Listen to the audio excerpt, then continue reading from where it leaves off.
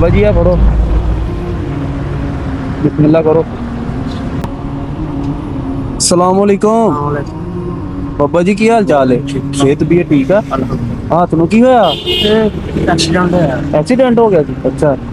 ਆ ਕੀ ਵੇਚਦੇ? ਇਹ ਲਿਸਟਾਂ ਦੇ। ਤੇ ਕੀ ਬਚ ਜਾਂਦਾ ਇਹਦੇ ਚੋਂ? ਹਾਂਜੀ ਕੋਈ ਦਿਹਾੜੀ ਦਿਹੜੀ ਲੱਗ ਜਾਂਦੀ? ਬਸ ਏਦਾਂ ਹੀ ਹੈ ਜੀ, ਦਿਹਾੜੀ ਕਿੱਥੇ ਲੱਗਦੀ? ਦਿਹਾੜੀ ਅਖਬਾਰਾਂ 'ਚ ਨਹੀਂ ਲੱਗਦੀ, ਇਹ 'ਚ ਕਿੱਥੇ ਲੱਗਦੀ? ਅੱਛਾ। ਤੇ ਨਹੀਂ ਕਿੰਨੀ ਦਿਹਾੜੀ ਬਣ ਜਾਂਦੀ ਆ? ਇਹਦਾ ਕੋਈ ਪਤਾ ਨਹੀਂ ਜੀ, ਦਿਲ ਕਰੇ ਤੇ ਆਵੇ ਕੋਈ ਨਾ, ਅੱਛਾ। ਦਿਲ ਕਰੇ ਤੇ ਭਾਵੇਂ 100 200 ਆ ਹੀ ਜਾਵੇ।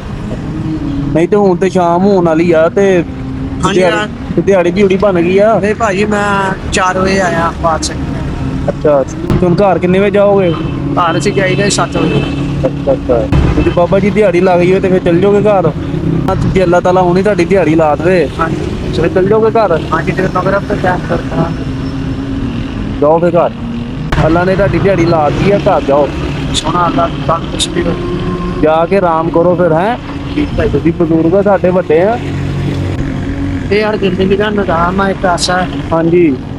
ਇਹਦੇ ਨਾਲ ਨਾ ਬੜਾ ਹੀ ਘੁਲਣਾ ਪੈਂਦਾ। ਬਾਬਾ ਜੀ ਆ ਫੜੋ। ਬਿਸਮਿल्लाह ਕਰੋ।